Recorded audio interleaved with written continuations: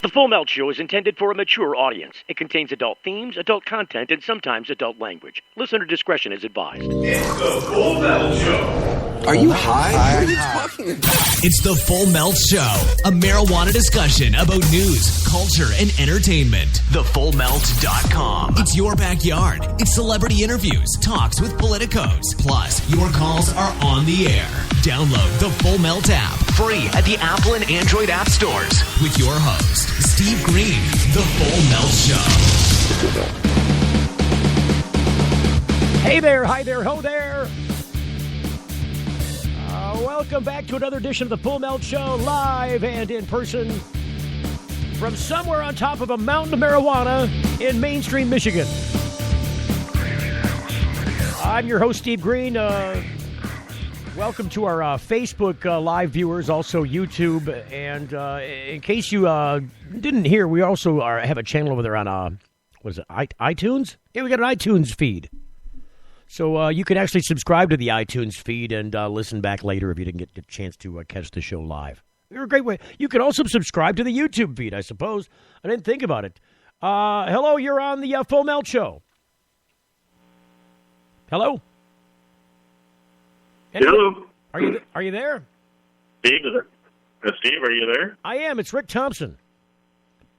It's that Rick Thompson, yeah. Say hello to Rick Thompson, everybody. Hello. That's them saying hello. I said hello for them. So that was weak, but I'll take it. It's all I got. Well, I do have I can plug the mobile app in. So we've had some updates since the last time you were on the show there, Rick. I didn't grab it. Where's it at? Here it is. Oh, there we go. Had to do the long eagle stretch to go grab the other phone.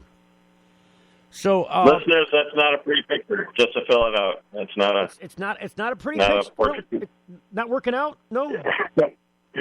When you do the big long stretch, it's not something we want to show the children. Well, howdy.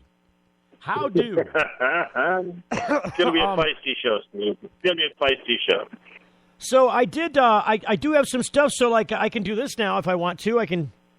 Oh man, it's gonna do. I've got the cheap ass version, so it's got the commercialized version. It won't let me do anything until it makes me watch an ad. Isn't that terrible? Yes, it happens to me all the time. When you try to go use the app and it's like, oh, first we'll let you use the app, but first this commercial message. Well, but that's the way that these things are monetized. I know I have a YouTube channel, you have a YouTube channel, and when people view ads, then there's some kind of a return to the investment that the programmer makes in that particular web instance. So I appreciate from a consumer standpoint exactly what it's worth, but I'm not paying them in that. Boy, something's not right though. Is it this? What is this? I tried to. Let me see. Well, there that is. Why isn't it going here? It should be going there. Did a dog chew through a line? Something happened. That's the appropriate reception I should get. Yes, the crowd screaming like I'm one of the Beatles. Yeah, that's right. There it is. Thought I lost my connection there for a minute. We got that. We also got. Okay, maybe more appropriate for me actually. I don't know. Yeah, there's all kinds of crap I got now. So, well, you know what, Steve? We're moving into the modern age, little by little, step by step. But I'm excited to see the growth of the program, and I'm happy to have been a participant when you first got started. Are we having growth now? Because I didn't know if it was actually growth. It didn't seem like it was growth to me. Well, maybe the show. I assume that's what the lump was under your shirt, but I didn't want to ask. So, no, that's my second superfluous head. Oh wow! All right. Never mind. Hey, you started. That's a YouTube video itself that'll get 1 million hits if you can pull that off. Well, you started walking down the alternative facts road, so I just followed suit. Yeah, I do. I lead people astray on the conversation path. That is one of my traits. So the big news is there was you guys at MiLegalize, right? You're part of the MiLegalize crew, yes? Oh, sure. Yep, I'm on the board of directors of MiLegalize. You bet. And we did just conclude an online survey utilizing the SurveyMonkey platform and we surveyed over 500 Michiganders and asked them what they would like to see in a legalized marijuana proposal for the 2018 ballot. Did it was only 500? We couldn't get a larger sample, or is that just what they were going for? Well, no, we kept it open for 1 week. That's what we received in 1 week. It's the first of a series. So this information will be matched with the second in the series, which will be upcoming, which will also have probably a larger sampling portion.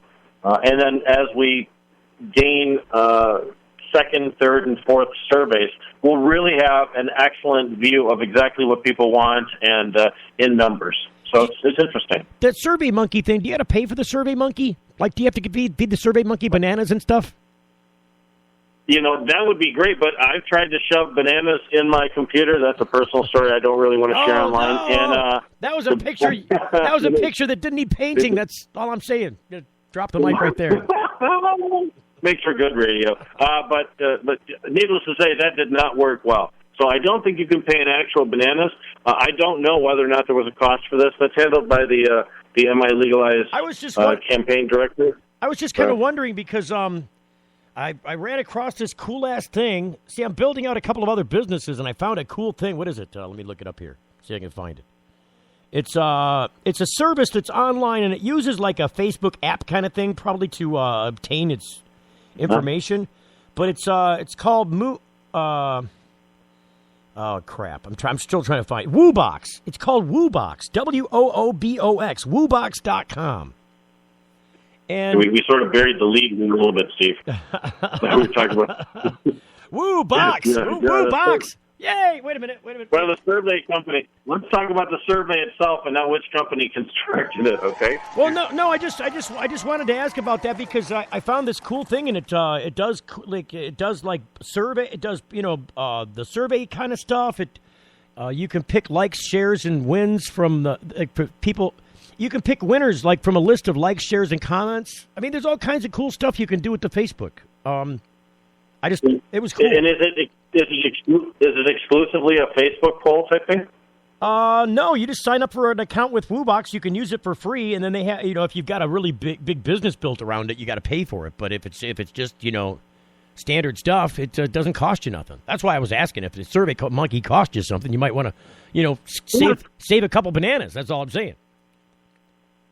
Interesting, intriguing, actually. All right, well, news to use. Yeah. Cool. So the survey. Back to the survey. Survey says. Yep. Online survey was conducted in January. Schools and education are the number one destination preferred by the respondents for tax money generated through a legalized marijuana program. Oh, dang it. We our headline got cut by the commercial break. Hang on a second, Rick, because I think you were trying to tell us where people wanted the tax money to go for. Schools and something. Since it's hard to talk through the commercial music, we'll just go ahead and let the break take hold. Just let it settle over you. We'll be right back with MiLegalize poll results coming up next. You're getting the full melt. Your pets aren't just animals, they're members of your family. That's why we are excitedly wagging our tail about our hemp-based product that caters specifically to your best friend. Hemp oil drops are great for aging as well as active dogs and cats, and really all kinds of pets. Hemp oil drops are made from virgin, cold-pressed organic hemp oil. Our extraction process ensures the highest quality oil for your pet, with superior taste, smell, and nutrition. We hold ourselves to the highest standards, never using heat, chemicals, or preservatives in making our hemp oil products for pets. Pick up a bottle of hemp oil drops today at select retailers or online at hempwell.com. Hempwell. Hemp health for pets. If you missed the last Full Melt show, you missed a lot. There's King Tut. You know what I wanted to bring up, King Tut? But they actually dug up in Russia some ancient bongs. They're like 2,400 years old. Yes, that's fucking awesome. They're golden. Oh, my God. 2 ancient golden bongs found in the Arctic tundra of Russia. They were getting high, man. Yeah. And I guess they traced it back to the early tribes that populated, the Russian tundra. Those tribes used to war against each other, and they would get high on the opium and the cannabis before going to war. Go figure. I'm just saying, there's somebody was selling golden bongs. And get your golden bongs here, golden bongs. It had to be really hard back in those days to come up with gold, except for maybe Colombian gold. Oh, my God. Hey, the trade winds are blowing smoke in your face. Imagine a world where patients can use marijuana like any other medicine. The Marijuana Patients Organization challenges the status quo by helping our neighbors to enjoy a better quality of life. Visit the MPO at marijuanapatients.org and enjoy informative articles, engaging debates, and information about treatments, doctors, and dispensaries in your area. Over 50,000 people have registered at marijuanapatients.org since 2010. Join us at the Marijuana Patients Organization today, marijuanapatients.org. When you need legal help, you don't want to guess at who's standing next to you in court. And when it comes to a medical marijuana defense, it's even smarter to partner with a lawyer before you need one. Based in Royal Oak, David Rudoy has a proven history of not being afraid to take your case all the way to the Supreme Court and win. Find the law offices of Rudoy Law at RudoyLaw.com. RudoyLaw.com is a quick reference on your rights concerning Michigan medical marijuana and up-to-date news. That's RUDOI Law.com. Call 248-935-9074 now and talk about your legal needs, because at RudoyLaw.com, we don't just stand up for you, we stand up with you. Wish your skin could bounce back like it used to? Neutrogena Hydro Boost Water Gel instantly quenches skin to keep it supple and hydrated day after day. With hydrating hyaluronic acid, which retains up to 1,000 times its weight in water. This refreshing water gel plumps skin cells with intense hydration and locks it in. For supple, hydrated skin that bounces back. Hydro Boost from Neutrogena. See what's possible. It's the Full Melt Radio Show. Radio show. Move!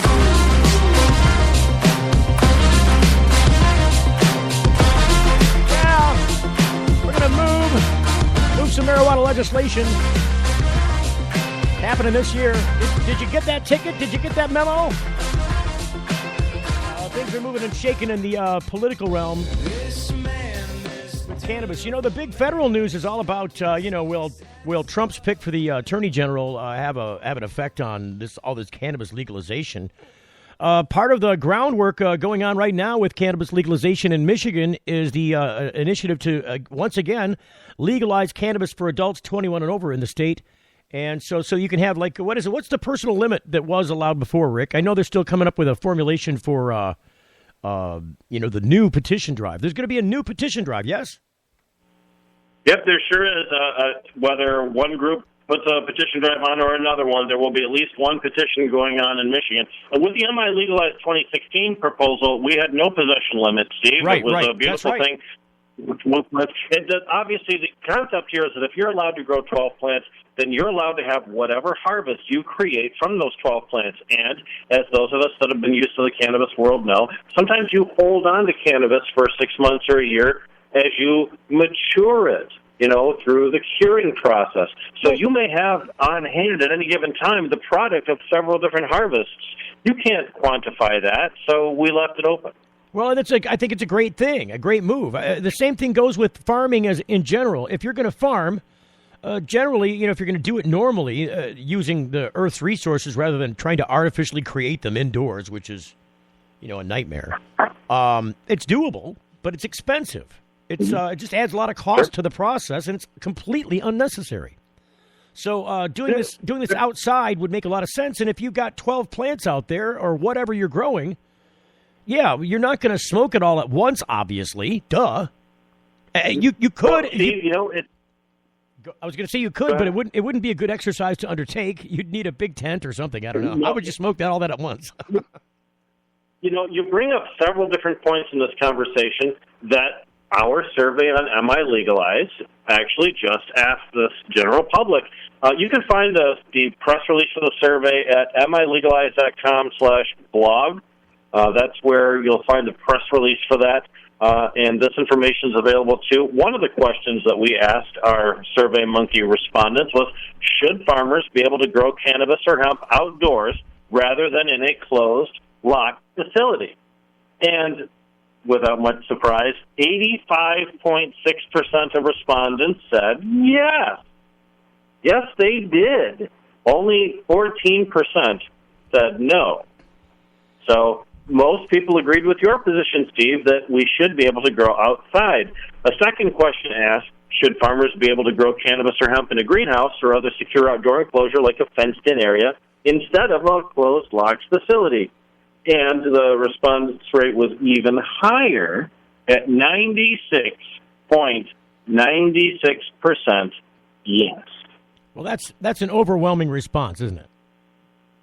That's out of 526 total respondents. This is not just 96% of 20 guys or 96% of 100 people. This is 96% of 526 respondents. Right. And that's a yes to the question, should farmers be able to grow in a greenhouse or secure outdoor enclosure like a fenced-in area? No, I don't want to get technical. Instead of a closed. I was going to say, I don't want to get technical about the survey itself, but we're not saying this is a scientific survey. This is kind of just taking the temperature of the people, right? The respondents that answered. Absolutely true. And, of course, in Michigan, what we've seen is that Michigan is a very highly polled state, especially during the presidential election. There were a lot of pollsters that said Donald Trump didn't stand a chance in hell, and look at how right those people were. So you can take poll data with whatever grain of salt you wish, but we've used polling for decades as valid indicators of political temperature in the state, and the majority of the times turns out to be pretty close to true. And the whole thing about numbers and data, anyways, unless you've got overwhelming results like that, is that they're all kind of subjective. I mean, when the reason statisticians exist is to create answers for people. I mean, they create polls and surveys. I shouldn't even brought this up because it has nothing to do with what you're talking about. I'm just saying, in general, this kind of poll with these kind of results is a fairly accurate representation of what the people in the state would like to see. If you extrapolated that out, it probably would not match the actual scientific results, where you got a plus or minus, what they call that, a margin of error. But it would be very close to it. I would say think so too. 80 to 90% of people would say the same thing. I think 80 to 90% of the people in the state, regardless of party, regardless of position, would say the same thing. Well, I'm glad that you said that, because in my personal opinion, I think that the group of people to whom this survey was offered probably is a little heavier on the cannabis user side than the average in our society in general. But I still think that those values that you're expressing are common throughout the entire society, regardless of cannabis use or not, regardless of age or youth, regardless of wealth or poverty. Just for example, look at the places that our respondents wanted to put tax money. We were talking about that just before the commercial break. They were able to choose multiple options, so there is no hardcore percentage for a single one. But overwhelmingly, most people chose schools and education as the number one. The second best location they thought for funds from taxes would be roads and transportation, and the third would be health care.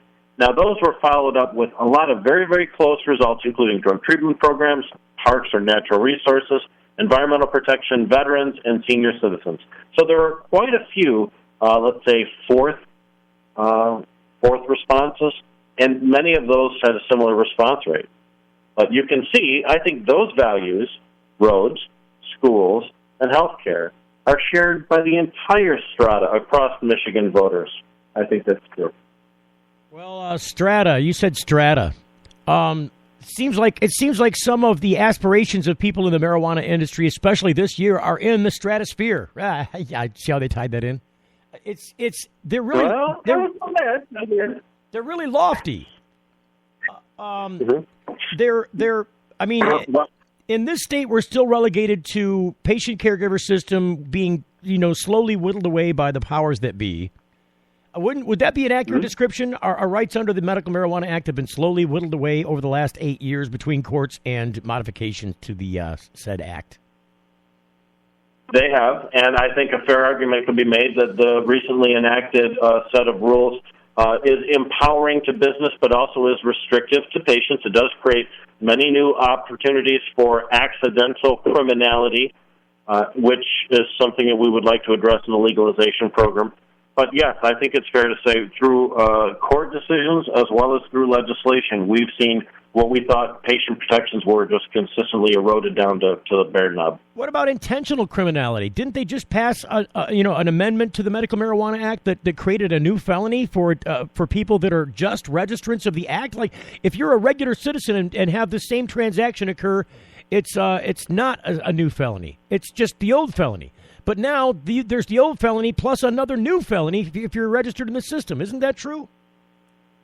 That is true. Now, that's a pattern that was already created in 2012 by the Walsh bills, which created additional penalties. And what Steve's basically saying is that if you enroll in the medical marijuana program, you take a silent oath that says that you're going to behave better than the average person. And if you violate it, not only do you get the average person's penalties, but you also get a penalty for violating the MMMA as well.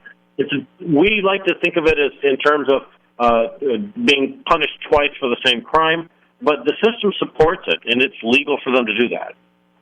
Well, I'm wholly of the thought that these people are intentionally targeting patients and caregivers, and that in that effort, they're creating criminals. They're putting people in prison. Absolutely. And they're targeting... Here's the thing, too, Steve. Go ahead. Well, I'm saying they're targeting the weakest of the weak. They're targeting the legitimate crowd. Like, if you want to go after people about pot because you're rallying against pot, but you've got a state medical marijuana program, wouldn't you think that the least people that you pick on would be the medical people? You'd go after the people that don't have a legitimate cause, if that's what your position is. But that's not what they're doing. They're actually going after legitimate people and calling them criminal and making them criminals. Exactly right. And part of that is that people that have medical cards are told that their medical card provides a protection. They're protected from arrest or prosecution for certain behaviors, and they believe that to be true. But the fact is the courts have decided that you're still allowed to be completely, totally investigated and have people stomp all over your house to decide whether you have the right number of plants, whether you have the right number of ounces, whether you have a substance that's not allowed. For example, in the new laws now, if you have anything with butane, butane is no longer, butane extractions or anything created with butane is no longer part of the Michigan Medical Marijuana Program. So if you have them, then that puts you in violation of the MMMA, and the additional penalties that Steve mentioned previously would apply. Are you saying BHO is no longer illegal? What? Exactly correct, yes. Under the new 4210, which is a new public act, 322, I think, or something like that, butane is not covered under the Michigan Medical Marijuana Program, and you cannot have butane extracts or create butane. You can't create butane extracts. So, does that extend beyond butane? I mean, what else have they? What other solvents have they ruled out? Nope, that's it. That's the only one. And those of you that have been playing the game long enough will remember that there's a rather wretched person in the state's history that went to the legislature and complained that butane in 2013 butane extracts were killing people on the streets, and the legislature had to do something about it, and blah, blah, blah. Well, that really didn't spark anything. But the fact is, people have been talking about butane and some of the problems with it for a number of different years. In fact, butane is one of the top causes that's cited in these house fires and explosions. We know that when people create extracts in confined spaces, sometimes gases build up and a slight trigger can explode it. Well, let's just be clear about this for the people that aren't in Michigan, and for people that are just looking at this for the first time, and they've got some butane and they got some. Let's just be straight about this. Butane is a volatile substance. It's extremely explosive, given the right mixture of oxygen with it. It wants a specific measure of oxygen to be explosive, to ignite. But once it reaches that concentration, it will catch the remainder on fire, and it is explosive. The amount of butane in a single Bic lighter is equivalent to a quarter stick of dynamite if it goes off at once, mixed with the right volume of oxygen. Wow. Has the same explosive power. I did not know that. So, wow. If just understanding that if you're going to be messing with things of science that are dangerous, and this is across the board, you don't go playing with radium either, unless you got a Geiger counter and know what you're being exposed to, because if you do, you're going to end up like one of the guys from Hiroshima. You're going to get some radiation poisoning. And people sometimes take shortcuts in the process, and without realizing the underlying science, they don't appreciate the danger they put themselves in. If you have a pan of butane-created extract and you put it in the freezer in order to calm it down, remember the butane leaks out of the extract, and it's in your freezer. It's in an enclosed space, so it begins to occupy the space. Now it becomes pressurized. And as soon as you open that door, the light comes on, and that little flicker in the light bulb is enough to set that butane to explode. Well, it's not so much the light flicker that I'd be concerned about, because at least that bulb is contained. It's in an environment where there's no oxygen when that spark happens. The thing that's more likely to cause a refrigerator or a freezer explosion if you're doing something stupid like that, because it's a stupid move, is the compressor on the refrigerator, because it could be exposed to those gases, compress them, ignite them, boom, instant explosion. It's just like diesel fuel. Yeah, there's a switch too. Sometimes the electrics on the switch. So if you have a plunger type switch that's activated when you open the door, right. That switch connects and creates the current, which then powers the bulb, and that action there could ignite. Sure, I mean, there's so many different ways in which that situation. Exactly. So if people aren't made aware. And let me tie this back into what we were talking about with the state of Michigan. And this is why I'm so disappointed with the state of Michigan and why... Put that on pause for just a second, because I never finished the other half of that sentence, which was, if you're doing butane extractions, you should never, ever do them indoors, unless you're doing it in a laboratory that's hooded and vented and properly done with volatile explosives, because it can't be a normal lab hood. The fan itself can ignite the gases. So it's got to be the proper lab, unless you're doing it in the proper lab, and I'm suggesting you probably are not. Don't ever do it indoors. It needs to be outside. It needs to be completely open to the out of doors to be in a safe mode if you're going to do it in a home way. Go ahead. And don't do it in Michigan, no, because it's no longer medical. It's not covered under the Medical Marijuana Act. Now, to bring this back to the responsibility of the state of Michigan and why we say patients and caregivers are under assault. All that information that Steve just gave you, these guidelines for the ways to properly make concentrates and create things, this is all information that the state of Michigan has. But have they issued one piece of literature to explain to patients what their new rights are? Nope. Have they given out any guidebooks to say this is the proper way for you to do this? Nope. Is there any stickers that they can put up inside any of the businesses that service the medical marijuana community across the state that says, these are the new guidelines for how to transport your marijuana safely in order for you to stay legal? No. Now they have our money, millions and millions of dollars, sitting in a fund called the Medical Marijuana Fund at the state. They have all the resources available. Licensing and Regulatory Affairs is the department that creates all of the public, at least they work with the Department of Community Health, that create all of these public campaigns for SIDS and for autism and for all the rest. But there's never been any guidance provided to patients and caregivers when the rules change. And they allow us to become criminals because they don't take the initiative to give us the information about the new rules. Well, for the longest time there, Rick, excuse me, sorry.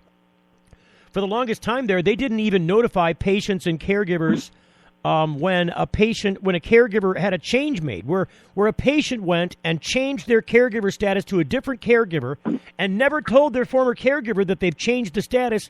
The state wasn't notifying the former caregiver that, hey, this patient is no longer yours. You can't have 12 plants for this patient anymore. They were just letting the change occur and then later letting the guy hang for the extra 12 plants if he ever gets caught with them. They don't do that anymore. Now they notify you. But you would think, in line with what your point is, that if they can notify you for that, why can't they notify you when they've actually changed the law? Or perhaps, like you said, publish a simple pamphlet like you do for any other licensing procedure and send it out to the people who are indeed licensee registrants.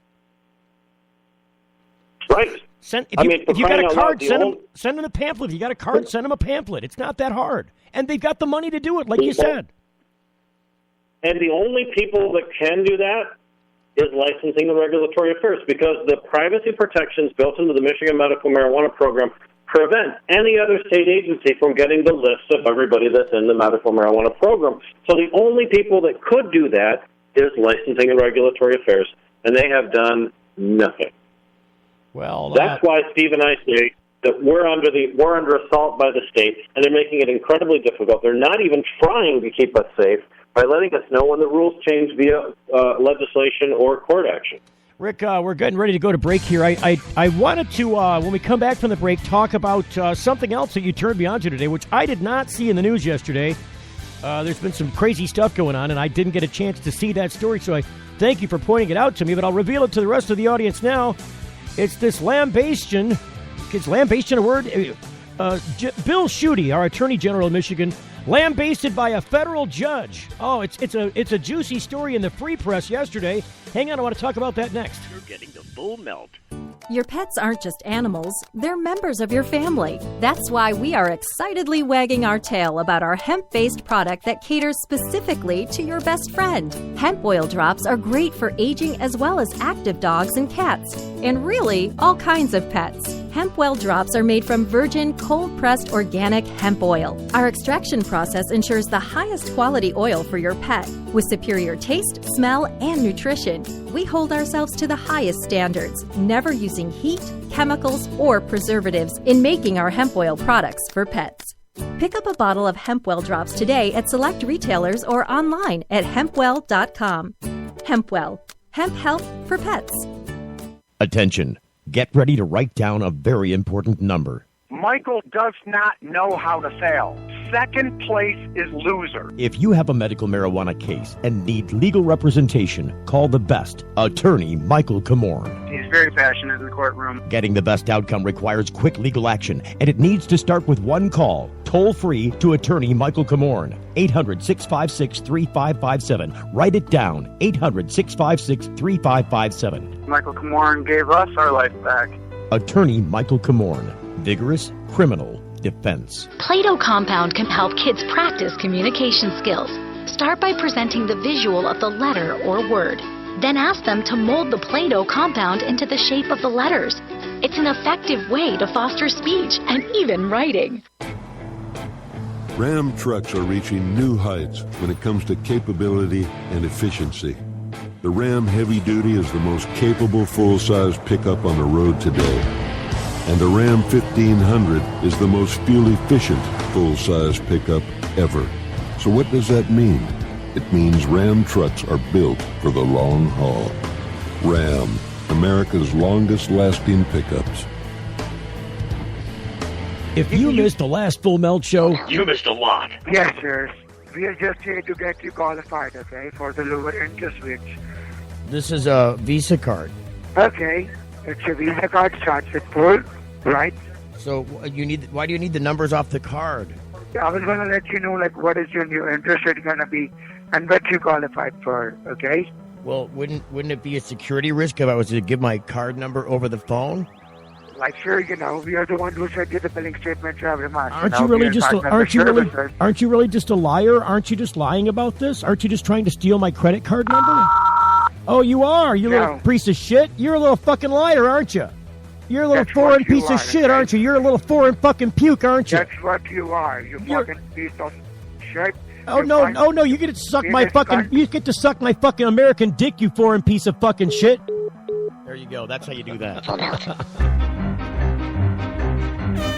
RootMetrics, in the nation's largest independent study, tested wireless performance across the country. Verizon won big with 153 state wins. AT&T got 38, Sprint got 2, and T-Mobile got 0. Verizon also won first in the U.S. for data, call, speed, and reliability. AT&T got text. Stuck on an average network? Join Verizon, and we'll cover your cost to switch. It's the Full Melt Radio Show. You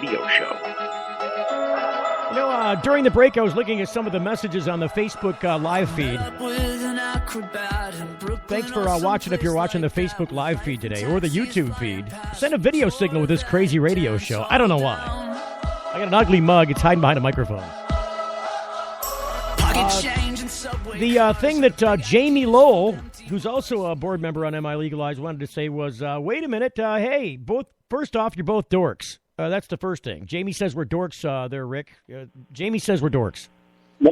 I'm not surprised. And then... Take one to know one. Then he says, and I thought that I was correct about this, so maybe there's a little source of controversy. He says, butane can't be used inside homes. The process has to be done outdoors and 100 feet or more from the curtilage of the house.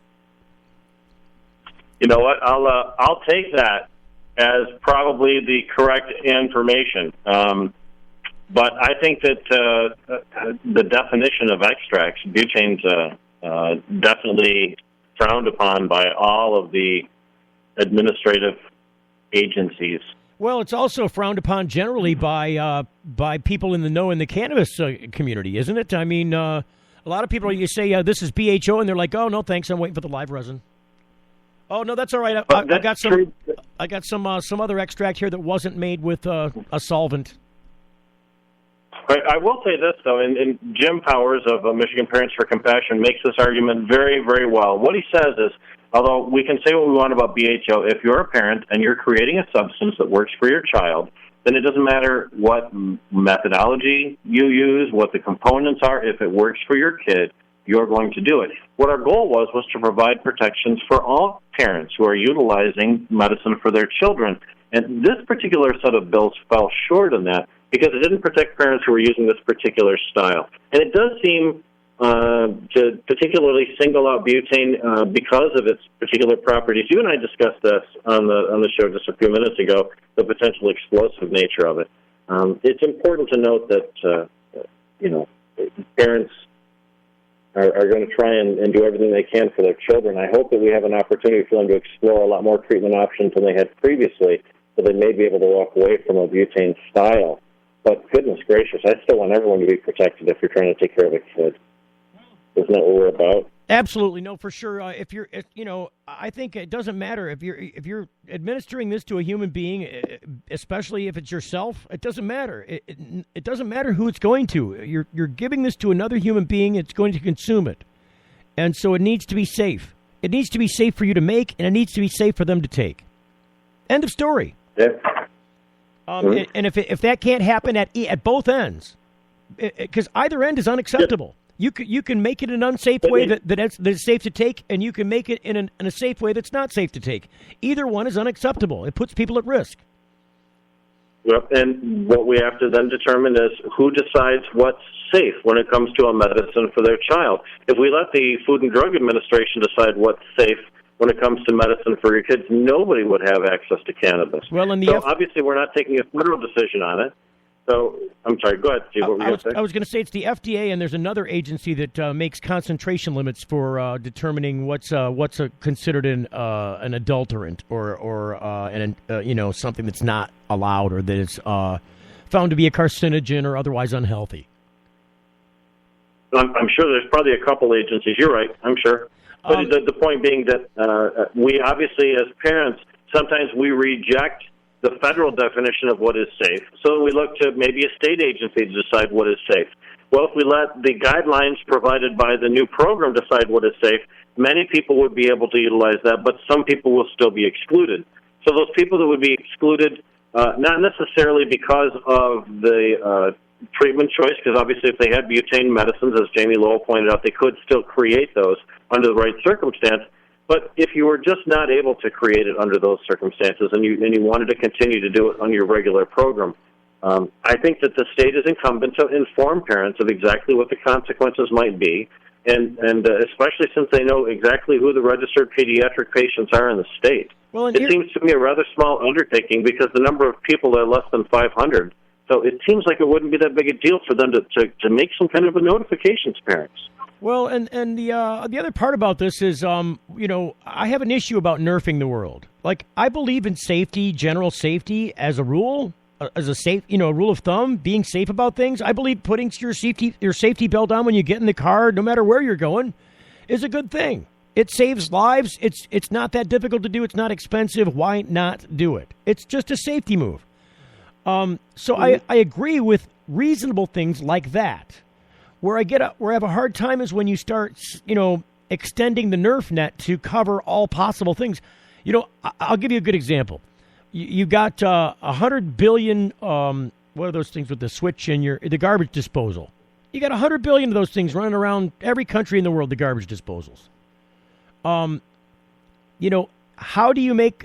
I'll bet you, if you looked up the statistics on people injured or maimed in garbage disposals because they reached their hand in there to get something out or to get it unstuck, and somehow the power went on, or they just stuck their hand in there and cut the hell out of their hand on whatever was in there. They're sticking it in a dark hole with sharp metal objects.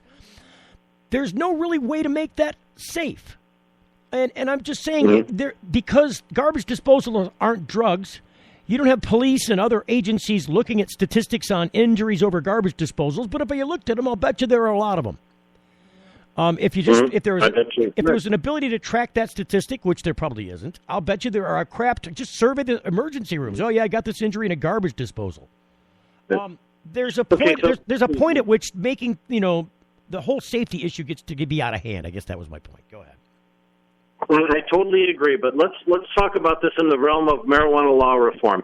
And let's remember that legalization, even though we've had medical here for a long time, legalization is a subject on which many Michiganders are still sort of hesitant. They may tentatively support, but if the language is bad, they'll go responsible Ohio and vote no. Remember that other states have failed programs that weren't appropriate when presented to the people. So here in Michigan, we have to expect that we're probably going to get a legalization program that looks very buttoned up and tight, and probably tight-ass, because you just can't get a loose liberal program right off the bat. Now, I think we can strive for that. MiLegalize is certainly a loose liberal program, but it looks as if we may end up having to accept a type of legalization that may not be our ultimate end goal, but might be a certain adequate first step. And frankly, with a number of other states taking first steps out there, we'll probably have something that'll look better than a lot of other states' first efforts. Well, and being the first in the mid. Go ahead. Well, I was going to say, at some point you would expect, like, we took a first step here in this state. We enacted the Michigan Medical Marijuana Act. And then subsequent steps were taken to change it, to restrict it, to make it, whittle it down to hardly anything. And then when additional pressure is put on, they put other measures and steps in place. You're right. There may be a baby step in here that makes this better, but at some point you would expect that the steps going forward would loosen regulations, would start to grapple with the reality of the situation rather than the hyperbole. I would think so, too, with the exception of the fact of the legislature here in the state of Michigan being predominantly conservative and being that way over the entire duration of the medical marijuana program. All the way back in 2009, when the program was still having administrative rules laid out, Granholm was in office, but that was still a Republican-dominated Senate. It's been that way for a very long time. So we've seen a legislature that won't allow positive bills to advance, but yet will seemingly with ease, whenever they wish to, advance kind of crazy rules that aren't necessarily supported by the marijuana participants themselves that are being ruled upon. So our situation isn't the norm. Here in Michigan, we faced a lot of crap that we shouldn't have had to face. People have been put in jeopardy. They never should have been put in jeopardy simply because the legislature won't allow us to pass more protections for patients as we feel the voters originally enshrined in the 2008 Medical Marijuana Act. Very good point. So getting legalization that we can work with as a first step is good. I don't want any concessions to law enforcement. I don't think law enforcement is going to support us in 2018. But I do think that if you consider what kind of election is going to be run in 2018, it's going to be Bill Shootie and the big power money machine of Michigan with the DeVosses and all of the Midland Dow money and all the West Side people versus the Democratic Party and possibly Gretchen Whitmer or Mr. Kildee. I support either of those two candidates. They're both strong. I say I got two words for that, for the Bill Shootie campaign. Russian hackers. Mm-hmm. Russian hackers. That's what you mean. Yeah. That would be great, but consider what I'm saying is when we're going to the vote, you're going to have a bunch of months of the Republicans pounding the airwaves with conservative values, law enforcement first. You're going to have police officers that are saying we cannot have legalization, we cannot do this. You're going to have a lot of people that are energized, empowered, and politically paid in order to push that message on voting day. So we need to have a program that allows us to gain the yes votes of those hesitant voters. We need something that's going to be a good first step, that doesn't give too much advantage to business, because, I can't stand that. That's the whole prairie plant system program that they try to pull on us and all that stuff. Well, they're still trying. All about business. Still trying, those guys are. Listen, the story you pointed me to, federal judge on Monday, according to the Detroit Free Press at freep.com, denied Michigan Attorney General Bill Schuette's request to file an amicus brief in a case involving the Flint drinking water crisis, suggesting superficial posturing, quote unquote, by Shootie may have irreversibly complicated important issues. The story goes on to say attorneys from Schuette's office are representing state defendants in the case and arguing against an order from U.S. District Judge David Lawson requiring the state to start making regular bottled water deliveries to all Flint residents who can be shown to have a properly installed and working water filter on their taps. But on January 17th, Shootie asked Lawson for permission to file an amicus brief, quote, on behalf of the people of the state of Michigan, end quote, that would take the opposite position, arguing the state should make bottled water deliveries to Flint homes. Lawson refused the request and slapped Schuette's knuckles for, quote, potentially complicating adjudication of this serious legal question before the court without adding anything of substance, end quote. Lawson also said Shootie, who's expected to seek the Republican nomination for governor in 2018, violated court rules by adding his proposed brief to the court's public docket without first getting permission from the court. Proposed orders should never be e-filed and docketed by a party, Lawson said, in scolding Michigan's top law enforcement officer. Now, this is a huge story. It's a huge story because it goes to show you both sides of the mouth with which Bill Shootie speaks with. He speaks with two sides of his mouth. He did it with the Michigan Medical Marijuana Act by putting all these TV commercials on television that said there's nothing in this law that will prevent dispensaries from pot shops from popping up all across the state. And the moment we passed it, he got on television and spoke on the other side of his mouth that said there's nothing in this law that says there can be pot shops across the state. And this is the same. You're exactly correct. This is exactly the same crap we're getting now from the Trumpmeister. From what's Baghdad? Remember Baghdad? Remember Baghdad Bob? There are no missiles. The mother of all. We're executing Americans right now, and the missiles are going off behind him, and stuff's exploding, and there are Iraqis flying through the air. This is what I see when I see the new Trump administration's press secretary out there saying no, we're adding jobs, and they're already claiming jobs that were being added to the economy before we went to the new presidential cycle. It's just crazy. So that's the likes of what you get if you're the Bill Shootie types. Like I said, Russian hackers. Where are the Russian hackers when you need to know what the senators are saying behind closed doors in this state? That's what I want to know. Hang on, we got a couple more things to add on before the show closes out. I don't know if Rick can hang on through the break or not, but the music's playing, so I'll wait until after the break to find out. We'll be right back after these messages. Hang on. You're getting the full melt. If you missed the last Full Melt show, you missed a lot. In Sanilac County, the police took plants that just got cut down, took the big stalks, went and laid them out, dried them out, and then trimmed up the marijuana and put it into jars and used that against somebody in the court of law. So it's we're paying police officers to trim marijuana now. They're pretend caregivers. They got on their little maid's outfits, and they got their little gloves on and their little scissors, and they're all happy playing with the weed. The Full Melt Show is live 7 to 8 Eastern on thefullmelt.com. Full Melt. Promotional consideration provided by NoSmell.com, pioneering the storage market for cannabis users. The NoSmell patented bag technology offers users 100% smell-proof detection from even the most sophisticated of noses. NoSmell.com, so nobody knows. When placing your order for a NoSmell bag, make sure to use discount code FULLMELT and take 10% off the entire order. Learn more about NoSmell technology at NoSmell.com.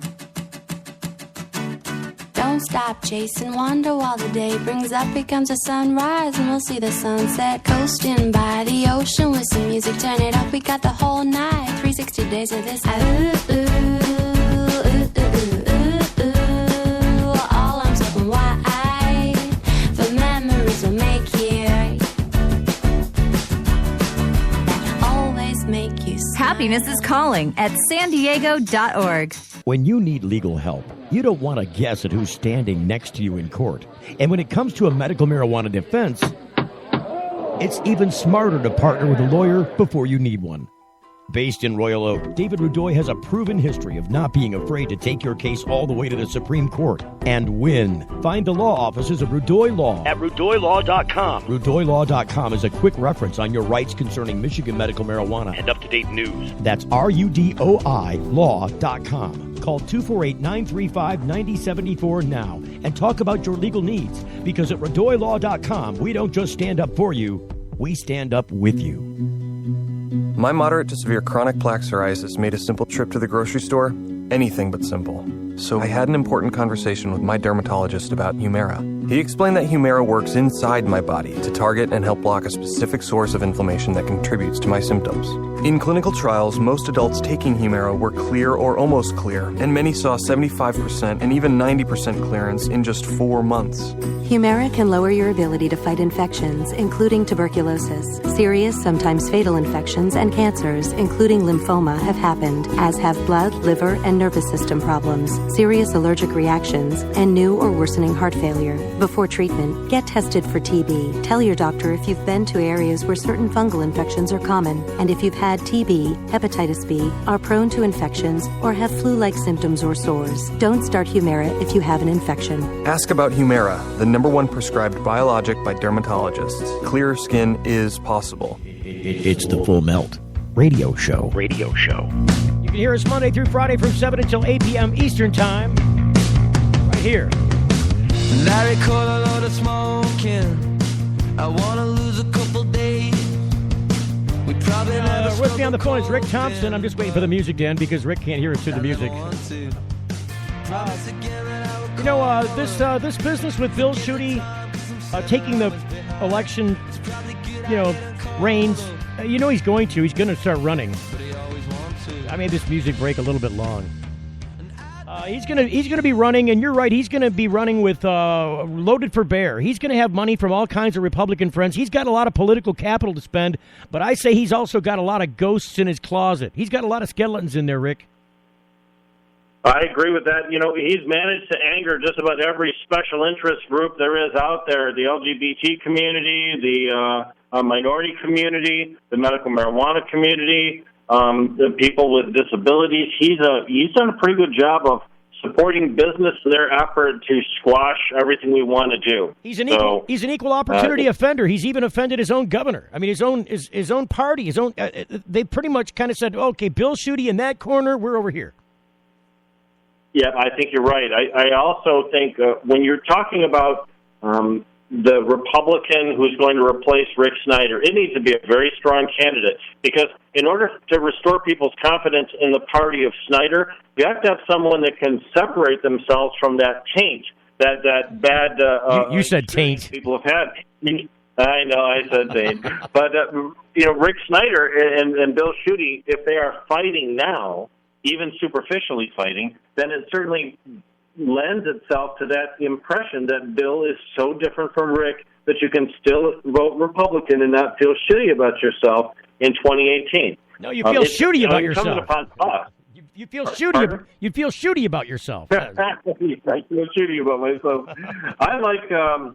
I absolutely love Superficial Shootie as his new nickname since the judge called him out for superficial posturing. Superficial Shootie. Oh, that's a great. Yeah. Oh, we got to start making signs now while we can still afford them. Oh, you bet. Since we're go ahead. Superficial Shootie signs. Don't say that 5 times real fast. Yeah. You're liable to swear. Go ahead. We're probably already on his hit list anyway, so sure, why not? The shit shoot list. Yeah. Oh, we can go 100 ways to Sunday. Immediate inconveniences, the people that have hassled my career since I took it over, blah, blah. Well, like you said, he's spit in just about everybody's eye, so I say that, he's a 50-50 gamble for the Republicans even to try and take on. Like, they would see that there's a money path here, but would they have a political capital path here? And I think that they would vote just like they would if they, tried to elect somebody like Bouchard. Bouchard's got a lot of political, the Oakland County sheriff's been in that position ever since he's been out of state government. Yep. I will say this, though, that if you're looking 2 years down the road, if the voting public is happy with the Trump presidency in 2018, it's entirely possible the Republicans could have a bit of a kick if they manage to make people believe that they're the party of change, as is championed by Donald. Then it's entirely possible that they could shake off this bad image here in Michigan, especially with enough money. And the fact that we see a lot of conservatives in the northern and western portions of the state expressing themselves through votes. But what I think is really important is that the Democrats have to have a strong candidate to oppose them. If you're going to be able to withstand that kind of a financial onslaught, you got to have somebody that the people really like. Well, and here's the other thing that I'm saying. I think that that the 2-year span between now and the next actual time that we actually elect the governor. Remember, the governor's election is going to start in maybe a year, maybe 12 months from now. These guys will start putting their hats in the ring. But in the 24 months between now and the actual time, 23 months maybe now, between 22, it's like 22 months away before we elect a new governor in this state. I say that's just enough time for the Trump administration to fasten themselves a noose. That's to me, the Trump administration, to me, just in my own personal opinion, it's kind of like I felt about the Bush administration. It's like giving a 12-year-old kid, an Uzi, and expecting there not to be mayhem going on. Well, when you look at the Trump candidacy, where during his campaign he called President Obama all kinds of names for using executive orders, and what he's done in the first couple of days since he's been in office, he's already utilized the same type of privilege in order to advance his political agenda before he's even talked to Congress. He just decided, before he even talked to Congress and gave them a chance to do it, he just wanted to do it. It's King Trump. He's doing the King Trump thing. So here's what your point is that Obama didn't resort to executive order until he couldn't get any movement out of Congress whatsoever. They wouldn't approve any more cabinet members. They wouldn't approve any more. They wouldn't do nothing. They were frozen in place with Obama. In fact, if you look at the history of our budget in the nation during the Obama years, it's been nothing but a continuing resolution since Obama bailed us out in the first place. It's just been exactly a continuing resolution. They've added no new spending, and they've taken very little, tiny little adjustments is all they've made, and just added it on as an addendum to what they call an omnibus spending bill. We'll just pass what we did last year and make this little modification to make that guy happy, and then that's all we're doing. And that's what they did. They historically, that's never happened in any presidency. So when these guys played that card with him and said, we're not going to budge with you, it doesn't matter if you're giving us our own policy, the answer is no. If you got your name on it, the answer is no. So that's when he got the pen out and said, okay, well, this is all I can do then. This is all they're going to let me do. Trump's not even going to that measure. First day in office, he sat there for hours just opening up folders, signing his name, holding it open for everybody to see, which I don't even think Bush or I'd never seen a president hold it open for everybody to read his signature. He sat there in that Trump chair. That's what I'm going to call it from now on, the Trump chair. Thinking like he's the king, like he's the Queen of England, but in the United States. I think that's what Trump thinks he is. I really think that's what's going on. Yeah, he took a lot of heat when he left the limousine to walk into the White House for the first time. He walked and just kept walking, even though his wife, Melania, had difficulty getting out of the limousine and was stuck behind, and she had to sort of, kind of with her head bowed, sort of shuffle along behind him. And he was just barreling ahead. He had no interest in her or anything else. He wanted to get there. Did she leave? It was a really horrible thing. Did she leave her burqa behind? I just want to make sure that she got her burqa out of there. Yeah, I'm just saying. I couldn't swear to that. I could not. But it certainly looked like she left some dignity behind. Here's also a presidential first that everybody's overlooked the presidential first. This is the first time we've had a Russian bride be a presidential first lady. Everybody's overlooked that fact. It's a mail order bride is now the president's wife. I don't know. All right, I guess that's supposed. Yeah. Well, does that beep mean we're leaving? We're leaving the air, Rick. Does that beep mean we're over with? We're done. I heard some beeps. Not at all. No, that's an irritating noise that's coming up from my phone because I'm receiving text messages. Oh, I thought it was a battery saying, "Hey, we're gonna poop out on you here." Nope, not at all. I love talking about these subjects. You know, when we talk about Bill Shootie and the potential for the presidency in 2018, we would be remiss to talk if we didn't talk about the judges and these type of federal positions. We've got a federal judge right now that's obstructing Mr. Shootie in his effort to do something crazy, but new federal judges could be appointed that would be permissive to Shootie and his craziness. Then Donald Trump is the kind of guy to just say, you know what, Reese Priebus, go ahead and handle it. You Republican National Committee guys, you just do whatever you want with the judges because I don't really care. Yeah. That would bother me. I'm waiting for one of the Kardashians to be made an envoy to some country or some ambassador. Kim Kardashian's the ambassador to Lithuania now.